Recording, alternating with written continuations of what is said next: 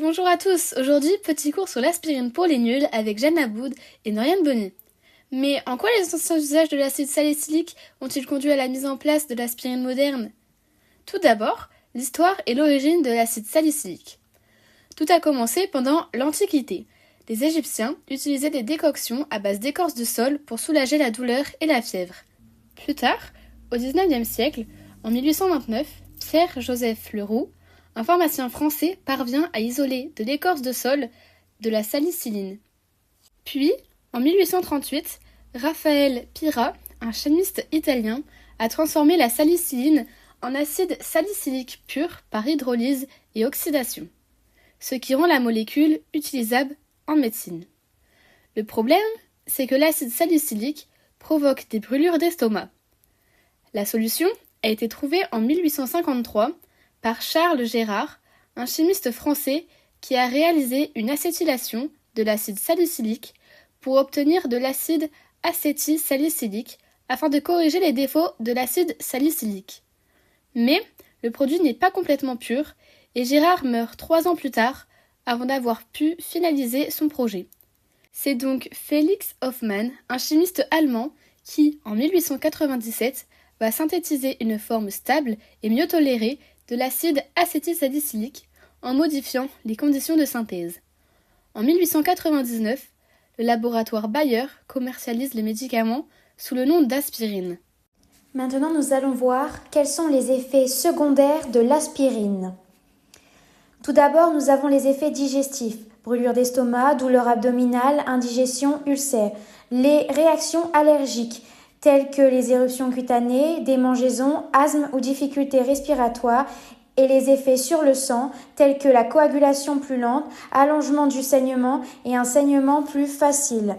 Néanmoins, la coagulation ralentie du sang a des avantages comme éviter la formation de caillots sanguins uniquement lorsque l'aspirine est utilisée à faible dose.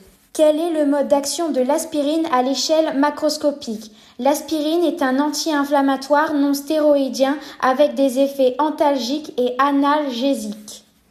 Le mode d'action de l'aspirine à l'échelle moléculaire. L'aspirine va venir se fixer sur l'enzyme COX cyclooxygénase, ce qui va entraîner l'inhibition de la prostaglandine, qui est une molécule qui rend les nocicepteurs plus sensibles, ce qui entraîne douleur et fièvre. Nous avons réalisé une expérience pour pouvoir calculer la quantité d'acide salicylique dans de l'écorce de saule et comparer la quantité d'acide salicylique dans de l'écorce de saule avec l'acide acétylsalicylique contenu dans un cachet d'aspirine. Pour cela, nous avons réalisé une décoction d'écorce de saule avec le matériel suivant: des écorces de saule blancs, 2 béchers de 1 litre, un agitateur magnétique chauffant, une balance, une coupelle, un entonnoir, un papier filtre, une potence, 2 fioles jaugées de 100 ml et un chronomètre. Tout d'abord, on pèse 16 g d'écorce de saule. On chauffe l'eau jusqu'au point d'ébullition et on ajoute les écorces de saule et on agite.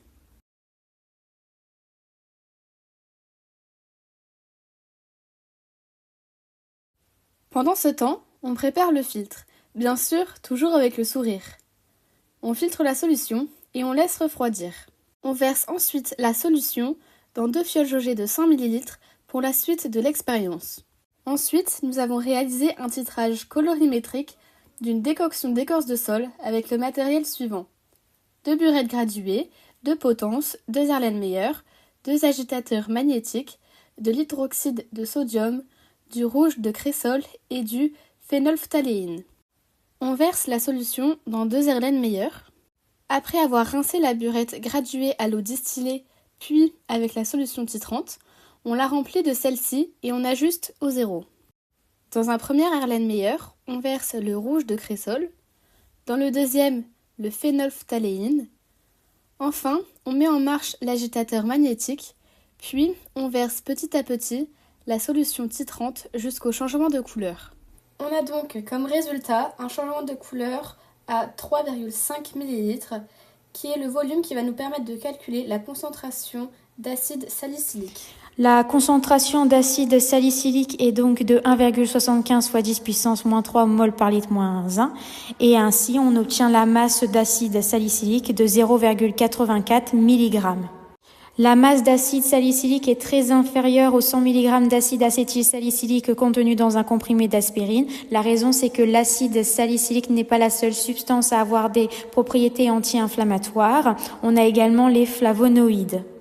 La pigmentation de la décoction d'écorce de sol rend l'identification de l'équivalence moins fiable.